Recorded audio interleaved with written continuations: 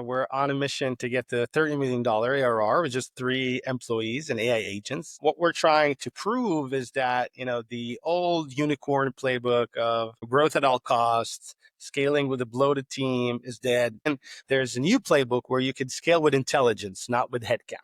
So the entire thesis around the autonomous business is how do you scale with human AI collaboration at the core instead of trying to add more bodies to solve the problem, basically. Welcome back to Horizons podcast, where I convince marketing leaders to spill their secrets for the rest of us. Today, I'm excited to be sitting down with Amos Bar-Joseph.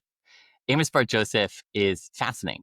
After being the CEO at 2 acquired startups, he's now building his new startup where he's got this goal of achieving $30 million of annual recurring revenue with just 3 employees, meaning $10 million per employee. We're going to dive into that as well as autonomous growth, as well as a little bit about audience-led growth.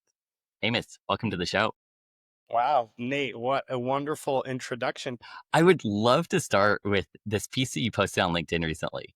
You had a really interesting article where you said you had a 35% conversion rate when you had a high touch sales go-to-market motion. When we switched that to a automated go-to-market motion, you dropped to 8%. Tell me, why did you switch to automation and how did you solve for this drop in conversion rate? Yeah, that's a wonderful question to kick off. As you mentioned earlier, we're on a mission to get to $30 million ARR with just 3 employees and AI agents. We're building kind of like, the first autonomous business. What we're trying to prove is that, the old unicorn playbook of growth at all costs, scaling with a bloated team is dead, can no longer drive results, basically. And what we're trying to show is that there's a new playbook where you can scale with intelligence, not with headcount. Okay, so the entire thesis around the autonomous business is how do you scale with human AI collaboration at the core, right? Instead of trying to add more bodies to solve the problem, basically. And so when we looked at our go-to-market motion, we started getting a lot of attention, a lot of inbound leads coming. And I found my calendar fully booked for like 3 weeks ahead. I was doing something around, don't remember the exact numbers, but more than 100 demos a week, basically. And it was crazy, crazy, crazy, crazy.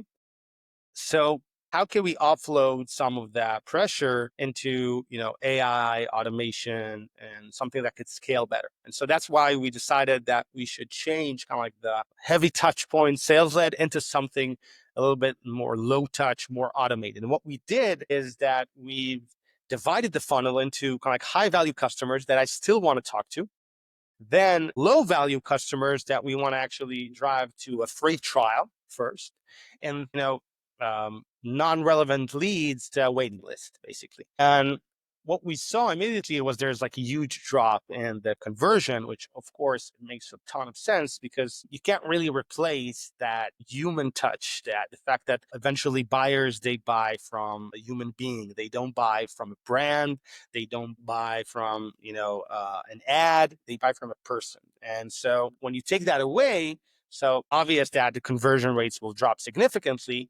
You add in 2 more factors to that. One is that we had the super early funnel and we were just iterating on that and trying to understand how can we, move the needle. Every iteration moved it in a significant way. And the second most important conclusion that I think we're going to talk about a lot today is that we realized that we don't want to automate ourselves away from the funnel. We're trying to look for the most critical points where we need to be involved, where we could amplify our strengths rather than trying to put walls behind, between us and our potential customers.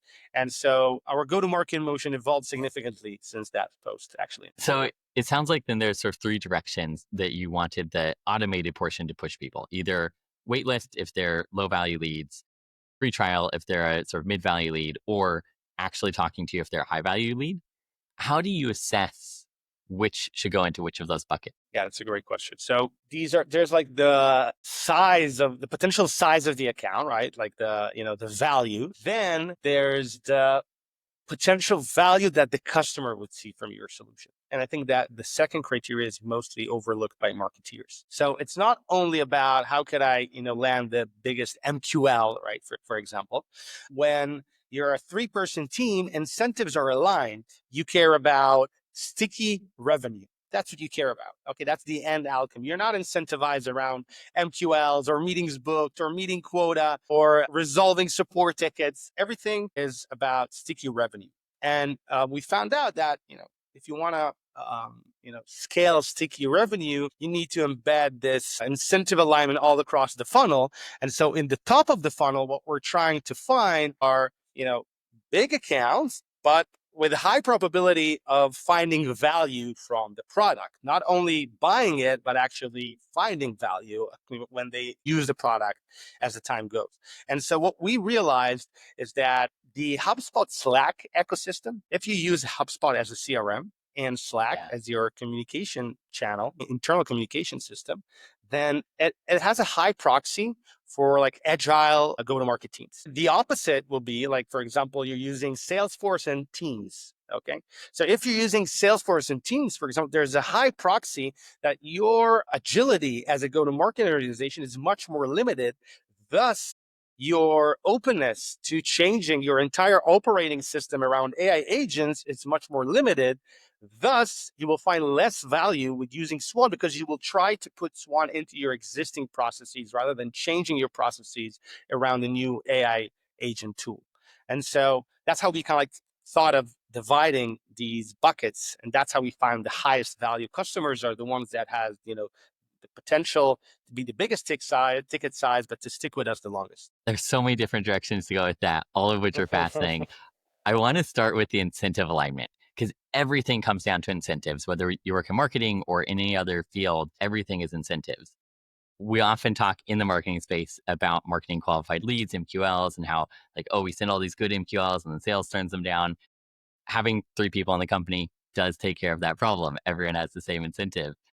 How do you manage to build a company with just 3 people, though? That's the $1 billion question, I would say, that's what we set out to discover. Right. And so we believe that the answer to the question will always be an iterative process. That's like the entire mission of Swan. So we are building an innovative go-to-market tech, but we're actually designed for is to help humanity understand how do you scale with intelligence, not with headcount, right? And we've built core principles so far that really guides us into how can we maintain this scale, right? So right now we have hundreds of businesses using Swan day to day, and it's not an easy fit to support this types of relationships, right?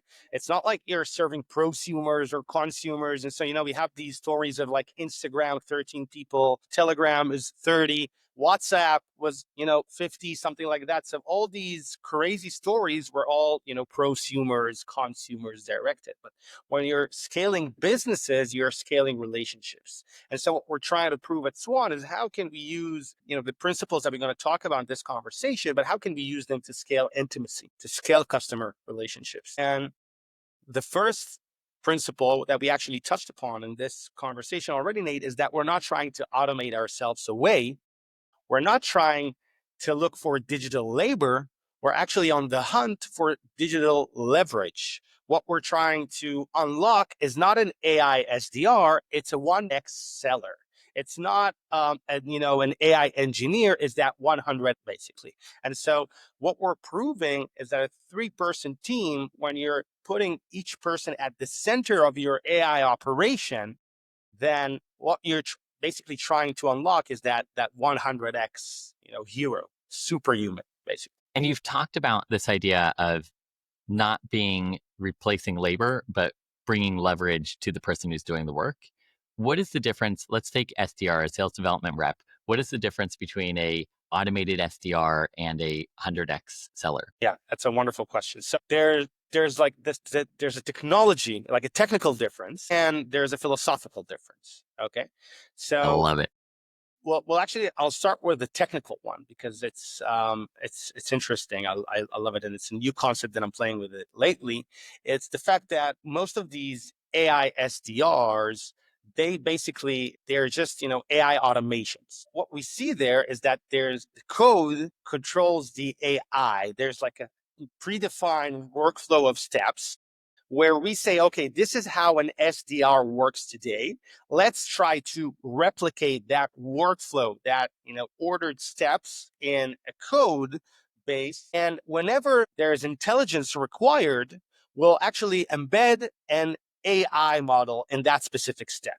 Okay. And so what Yeah. happens is that, AI just, gets a task, delivers it, gets it back to the code takes it to the next step. Maybe there's a code-based step, maybe afterwards there's another AI step, etc. And what you get is a very rigid workflow. And that rigid workflow has a very low glass ceiling in terms of potential. Okay. And it leads to kind of like the philosophical point of view. And I'm going to connect these two together and going to show you the opposite. How does it look like when it's true human AI collaboration? From a philosophical standpoint, having cheap labor that kind of like repeats a predefined process and a lower cost with poor quality is something that we had, for centuries, right? So, you could always go to a developing country and hire cheaper SDRs that will perform a very specific process that you tell them to do, and they will do it with slightly less quality. And the more you invest your time in organizing that playbook, the more you can improve their efficiency, right? So nothing new there, right? But when you look at true agentic AI that is optimized for human AI collaboration, both, from a philosophical standpoint and a technical standpoint, these two things are very different. So from a philosophical standpoint, you're not looking to get cheaper SDRs.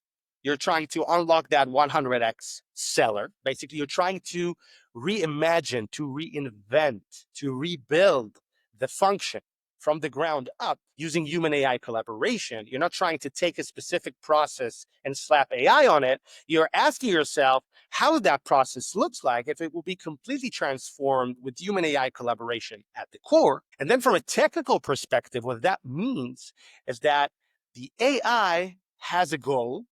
It has potential steps, what we call tools that it could use. But the road to achieve that goal is undeterministic and is not predefined. And you can work with that agent to achieve that goal together. And the agent will basically help you do that. Okay. And the way that fits the existing context. And it means that it will fit how you work, it will fit how your business is working, it will fit how your entire go-to-market approach is designed for, basically. And that actually leads me, Nate, we can talk about it further in the conversation. But what we're witnessing here is the transition from an era of there's an app for this, where apps solve the specific use case. Two, there's an app for me. There's an app that is solving my use case and is designed perfectly for how I work as Amos Bar-Joseph, not as a SaaS company targeting go-to-market professionals, but as a one-person GTM organization within an autonomous business. That's a lot of context to get here. So our agents are designed for that, for there's an app for me. That's incredible. I think as you were sharing this, I was digesting a bit and I feel like it helped me to see AI somewhat differently than I have before. I'll echo it back and let me know if I'm getting this right. Is it basically that like treating AI as a automation of a workflow is more like when you have a newer employee in the organization and you tell them, here's a checklist, do this checklist, repeat that 100 times a day, versus this better version of AI that's leverage instead of labor is more of a better trained employee, someone who's further along in the career, where you tell them our goal is to hit $100 million of revenue by the end of the year, do what it takes to get there. Is that sort of the difference? Yeah. So no, I will give you the short answer is no, Nate. You're wrong about it, but it's a great question to ask actually. And the thing is that AI automation, it's basically like a tool. Okay. It's like a tool. So it's like a hammer. You can think of it as a hammer. And so that hammer could nail, could fit a specific nail. Then if you need to switch the nail, you need to switch the hammer. right? And you can't really, change the hammer so much as you kind of grow. Changing the hammer requires so much work. You need to give it to the carpenter to tell it to actually, change the knob or change, the angle of the way that it hits. It's very complex to make a specific change with a tool. It's something predefined that you get as it is. Okay. But an AI agent is actually like a new hire.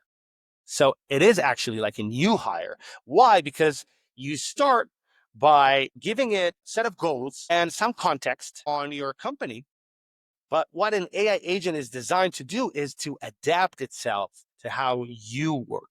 So a true AI agent is not based on these heavy setups that require months of orchestration of workflows and trying to train the AI on all your models. A true AI agent is something that has a very quick onboarding ramp time, and it's very easy to onboard, but it's not perfect at the beginning because you need to constantly work with it so it can understand your nuances. And it is designed for feedback loops. So that's how we build our AI agents within Swan. We build them for feedback loops rather than trying to cover all these use cases as in day one. They're optimized to quickly adapt to how you want to work. And the only way to understand how you want to work is by working together.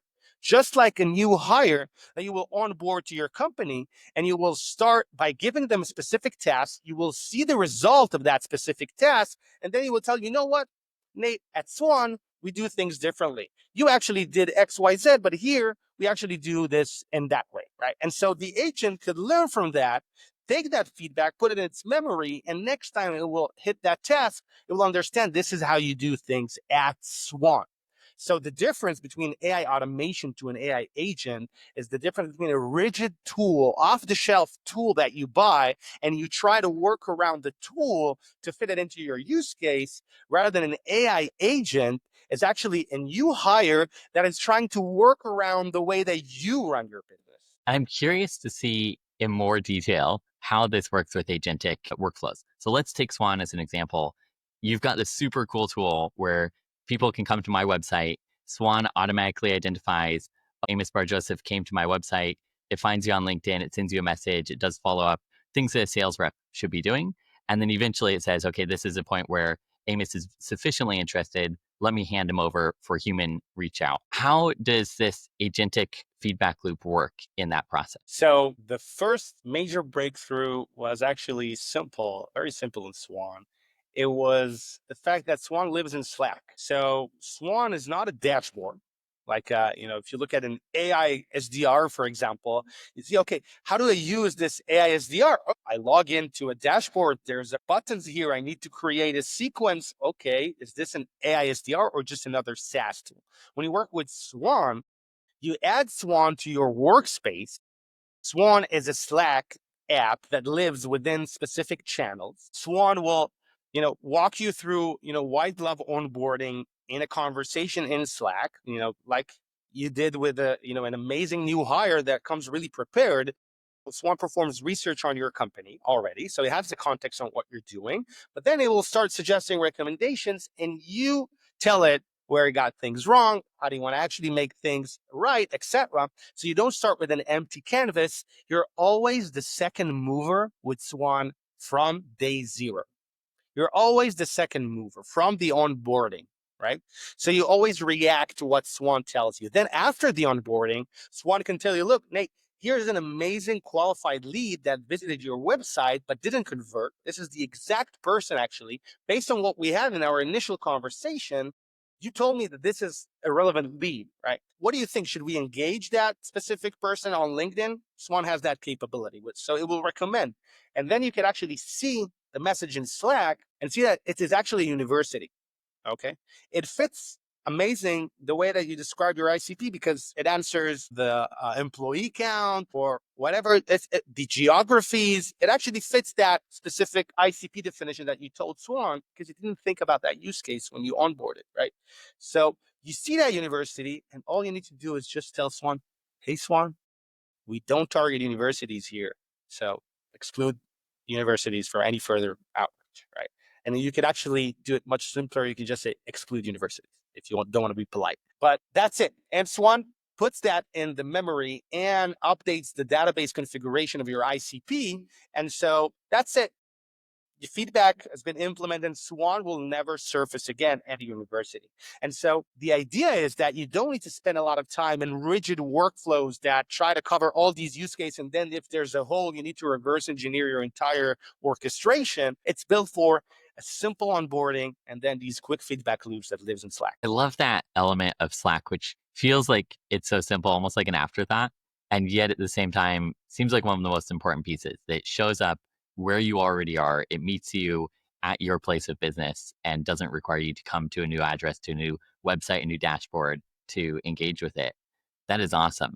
I want to pivot in a different direction. For those who are listening to audio, you can't see this, but behind Joseph, there are two swans in the window. This level of attention to detail, I'm curious, when you have a three-person organization, how do you decide which details are worth getting deep in and which details you just ignore? Good question. So, first of all, in an autonomous business, each person has their own autonomy to make their own decisions. Okay, so there aren't any hierarchies, and there aren't any bureaucracies or processes required to make decisions.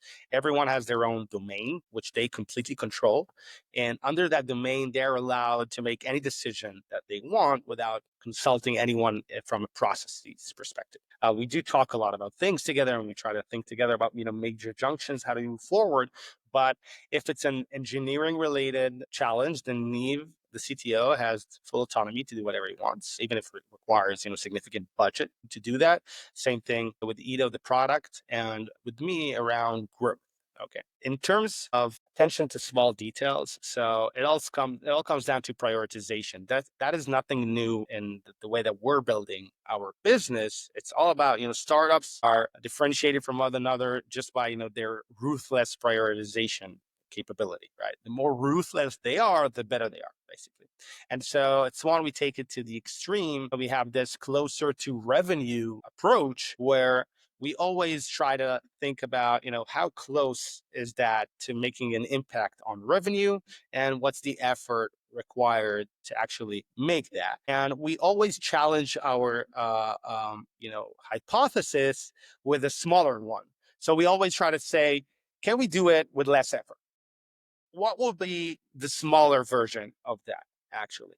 And smaller from an effort perspective, not necessarily from an impact perspective. And that's the goal of that thought experiment, is just to actually identify, the optimized experiments, which requires the least effort and, the highest impact.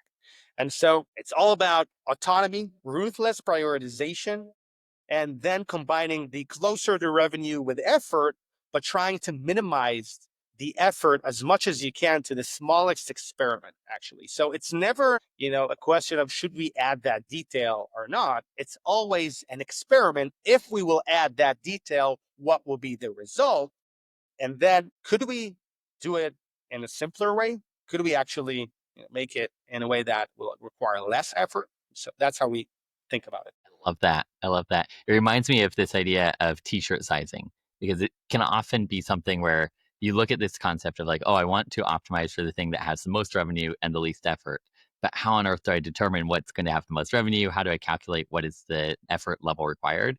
And t-shirt sizing can be such a simple exercise where you just say like big, medium, small, how much revenue, big, medium, small, how much effort. Super simple. And now I know what floats to the top. It might not be exactly perfect, but it's good enough. Hmm.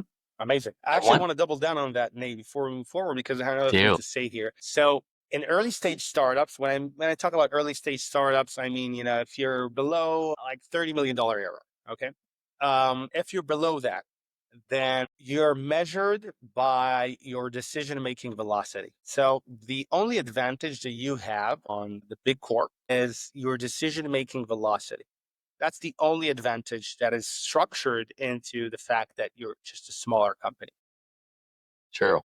You need to always optimize for your decision making velocity. If you lose that advantage, you will lose the only built in advantage that you have, basically. And so the way to optimize for decision making velocity is also not to get caught up in too many thought experiments. It's also to listen to your intuition. So I talked about the autonomy that we have at Swan.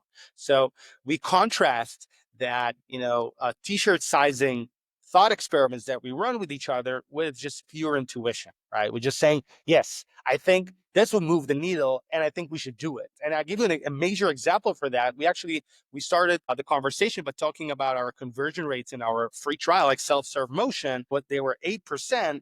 But then we said, okay, the product folks said, why don't we introduce a credit card at the beginning of the trial? So you need to add a credit card. So like a normal thought experiment, like, in a bigger company would say, okay, let's look at the funnels. Let's look at the conversion. Let's try to do A/B testing. Let's see, let's have a gradual rollout.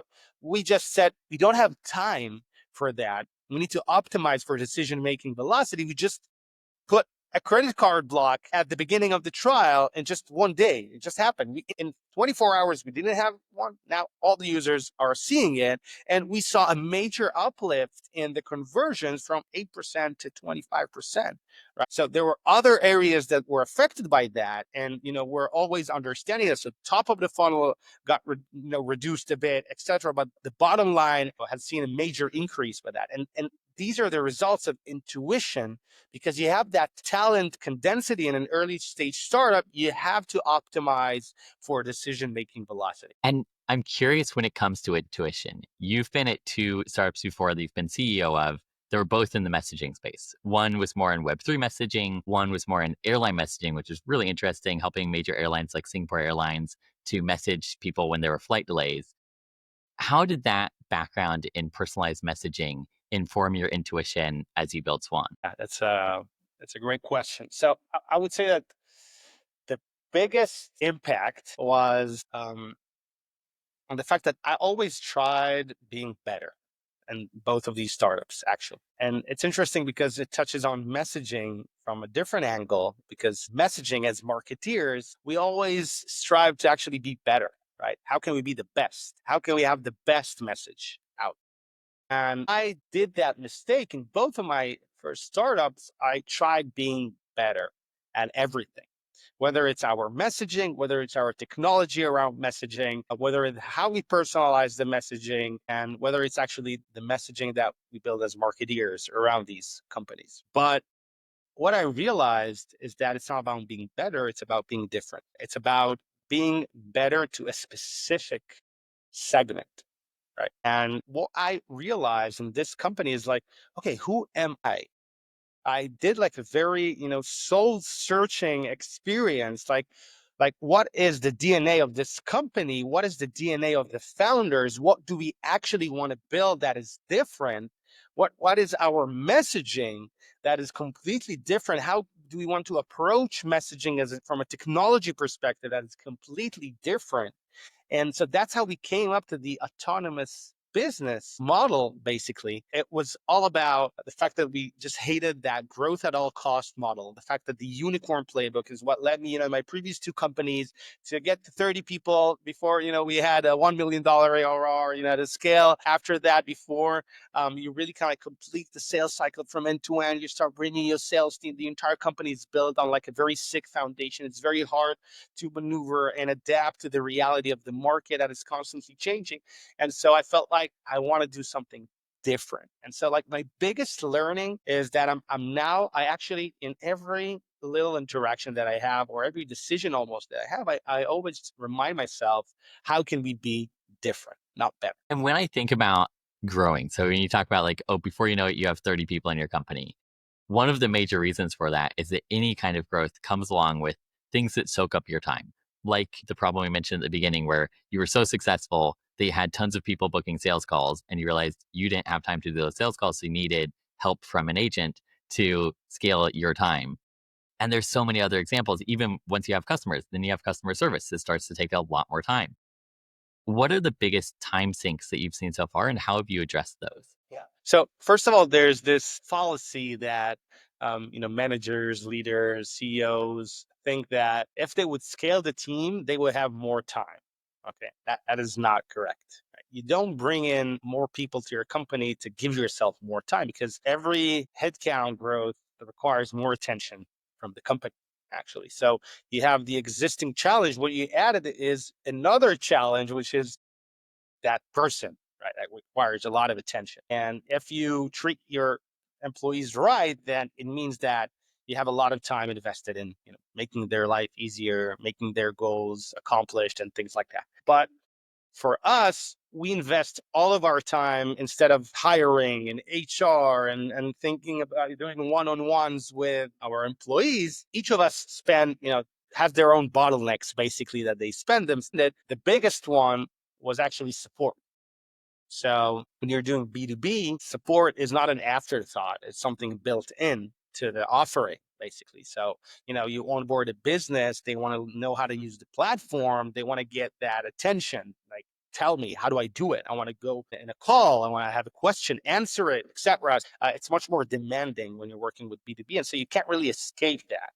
What we did early on that really changed the trajectory of the company, actually, was that, instead of hiring support reps and a support organization trying to invest all that time and throwing bodies at the platform, at the problem, we've actually built a simple agent, Gloria, which helps us with support. Initially, it had a very simple knowledge base, and it was able to answer questions based on that knowledge base. And if it didn't know the answer, it escalated the question to the founders. So a very simple mechanism.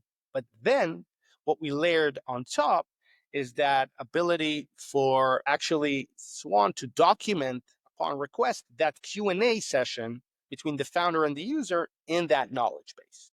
And so what started as a very simple mechanism, just a simple knowledge base, then the layer of escalate to the founders, then the layer of document the Q&A resulted actually in a self-learning support system that gives the founders the ability to answer every question once. Now it resolves 70% of the tickets, and we actually see an non-incremental growth actually in the volume of these support tickets, Nate. And I'll tell you why. And we're going to maybe discuss it more during this conversation. But what happens when you fuse together the interface where you're actually using the software to accomplish your goal with the interface of asking questions of how to accomplish these goals? When these two interfaces combine into one, your customers stop asking, how do I do X, Y, Z? They start asking, what if we could do X, Y, Z? And so our customers started asking all these crazy things about Swan. Can you do that? Can you do that? I need a list of all the website visitors that are visiting from this specific geography, prioritized by their intent levels the other Thursday to my email, etc. You've seen like crazy feature requests. And what we've stumbled upon, like accidentally by this self-learning support system, is we stumbled on into a window into their imagination, basically. And so imagine that you can hear all the thoughts of your users from a marketing perspective, from a product perspective. It kind of fuels a lot of our understanding of how our customers see Swan, how they want to use Swan. And so it unlocked kind of like a new trajectory for the company. It's incredible. I love how it is that compounding. It's interesting when you go back like 10 years ago, the latest and greatest thing when it came to customer service was canned email responses, where you get a response and you're like, oh, I know which one goes here. Click send the canned email response. And now we're 30 million times better than that. You don't need canned responses. When you send a non canned response, it gets added automatically to the back end. The email is written for you and sent for you. That's incredible. I want to double down on that because it sparks some interesting notions. You said that it compounds, right? So when you actually break that down for a second, that when you scale with intelligence, not with headcount, right? Your trajectory of scaling is different. When you scale with headcount, it is linear. And the more you scale, the added value of another employee decreases. Okay. But when you scale with intelligence, it's not linear, it compounds. And I'll explain why. So when you embed LLMs into your operating system, into your onboarding, into your support, into your product, into your engineering, every advancement in LLM technology fuel a major improvement in your entire ability to scale your business. If the model gets smarter, then your onboarding gets better. Your support answers are more accurate, right? If the model gets faster, there's an improvement in latency, then everything feels more natural talking to the AI. The experience is actually better. You get faster onboarding, faster support, interacting with Swan, you get better leads faster. If there's an improvement in the cost structure of the model and the efficiency that you're hitting doubles, triples in a second. Basically, the amount of resources required to achieve the same goal actually decreases by a scale.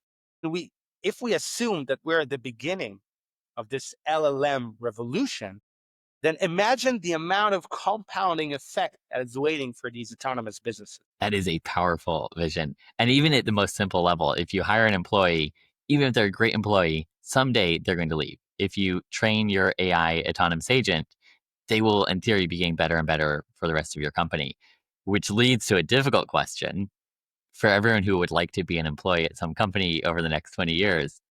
What role do you think employees still play? It's an amazing question. It's a question that I love answering because I think my answer is very different than most of the people, in the tech scene. I feel like, the debate about AI replacement versus human empowerment, it's the wrong question, to ask. Even I believe wholeheartedly that the future of AI is human AI collaboration. Okay, when you look at the potential of a single intelligence, isolated, then it would always be lower than if you connect it with another intelligence. Doesn't matter if AI will be smarter than us.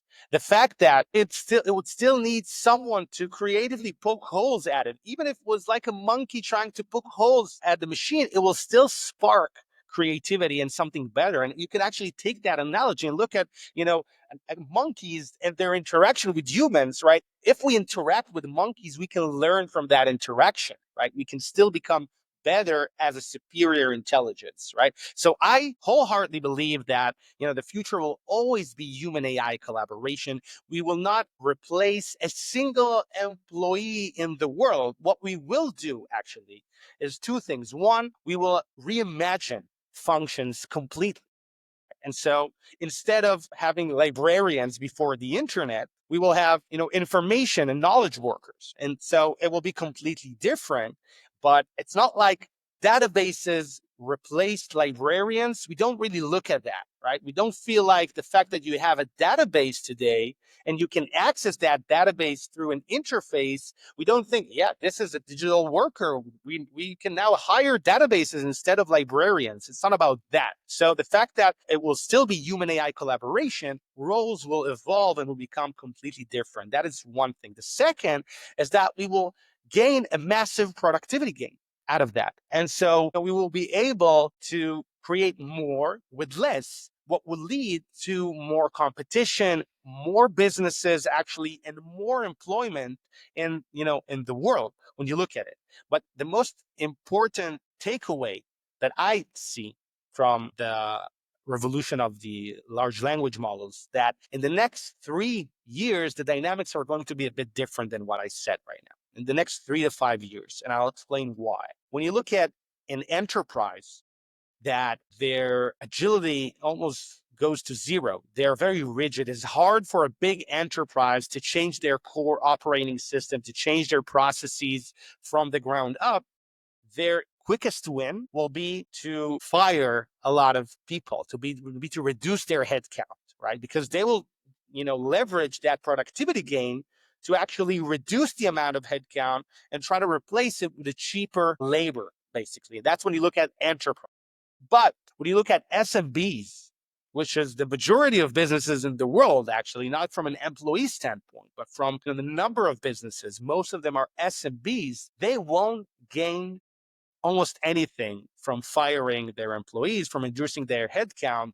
It will not move the needle, but they have the agility that is required to change their operating system. And that's why we're advocating for the autonomous business concept, because we believe that it's a paradigm shift between enterprises that are losing the game because they have to reduce their headcount. And so the potential is so limited, but SMBs can increase their output and their scaling abilities X times if they would lean more into this autonomous business concept, which doesn't mean to hire digital labor instead of employees. It means to reimagine the operating system around human AI collaboration. That's fascinating. So then the vision would be that SMBs become more important than ever. They're more productive than ever, whereas the larger companies maybe don't see so many gains from AI because they already have plenty of human capital.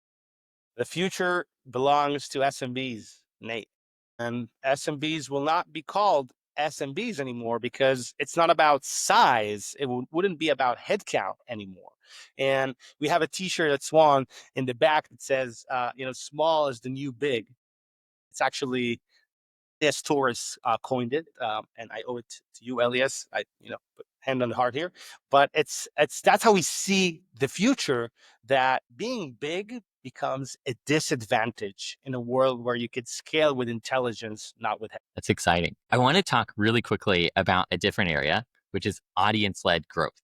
People talk a lot about sales led growth, about product led growth, but you've talked about on your blog this idea of audience led growth, which some people have talked about, but not nearly as much as those other two. Very briefly, what is audience led growth and how do you see it fitting into your overall growth efforts at Swan? Yeah, so audience-led growth is pretty new, and I'm working with actually Carthy and Jared, who are an amazing marketeers, and they really think about audience-led growth and movement building, and they taught me everything I know about it. So it's important to raise their voice here. But when I look at audience-led growth, I think the difference is that you actually look at a narrative rather than your product, and you try to rally an audience around that narrative. So it's kind of like a meta layer that is above the normal marketing convention, which is how do we position our product. And it's kind of like a different way to look at branding at a whole when you try to understand, okay, what narrative can we create? Who is the audience for that narrative? How can we get them to actually, hooked around that narrative? And you look at it from that perspective, what it actually results in is what we call at Swan is a movement, basically. So you stop rallying people around your product, you stop rallying people around your brand. What does it mean to rally people around a narrative? It means to create a movement. So it means that people will want to amplify the message that you're speaking, that you're, echoing. They will want to amplify it across social media, across different types of places, because they feel like, something moves them with the narrative that you're actually pushing. And we actually broken it down. How can you, create this powerful narrative and movement aspect is actually you need to combine both the narrative and the narrator. Okay, you need to focus on both of them simultaneously. The narrative is basically something that we call challenge the challenger. So you should have a narrative that is challenging the challenger of the status quo. What does it mean for Swan? The challenger of the status quo is digital labor. ERs, all these AI companies that are trying to build replicates of workers as digital workers. This is the consensus that is challenging the consensus, right? Basically, everyone said, yeah, it makes total sense, right? It makes total sense. But then came Swan challenging the challenger. It says, you know what? No, digital labor is BS. Digital labor is actually something that won't scale. Glass ceiling is super low. What we're looking into a human AI collaboration, that 100x version of ourselves. That is what we're trying to unlock. And what you see with that narrative, it's not only challenging the challenger, you connect it with something more important than it, that it sparks hope, not fear. And so what we were lucky, quote unquote, is that the challenging narrative today is one that sparks fear in the heart of the audience. And what we wanted to spark is hope, optimism, a good warm feeling in the heart that everything is going to be okay. And when when you look at a future and it's about human AI collaboration, we will still have our jobs in that future. It makes you go to sleep better and wake up the next day with a smile. And when you connect that narrative component into the narrator component, that's when you get the perfect storm. The narrator should be the most uniquely positioned person on planet Earth to tell that narrative. So it should be a person, and that person should be unique in terms that there's no one else that could tell that story better than that specific person. And so when you look at the autonomous business narrative, what we coupled it is with me telling the story of our autonomous business. We're trying to scale to $30 million ARR with just 3 employees and AI agents. We're the only company who is doing it right now. So we're the most uniquely positioned people to actually tell the story of the autonomous business. I love that. I love that. That brings us to the end of the interview. But before we end, we have this lightning round segment. So I'll throw out a couple quick this or that questions. Feel free to give a short answer or a bit longer, up to you. First question is seat based pricing or outcome based pricing? Seat-based pricing is dead. If you scale with intelligence, then you're charging based on something that just decreases over time. So outcome pricing, yes. That's a very good point. Technical specs or user experience? Technical specs are dead. You start with a prototype and you reverse engineer it to a user spec. At the end, it's kind of like the final thing should be the user spec. So today, people should think about the experience first, imagine it, see it in their computer, and then reverse engineer it into a spec. VC funding or bootstrapped growth?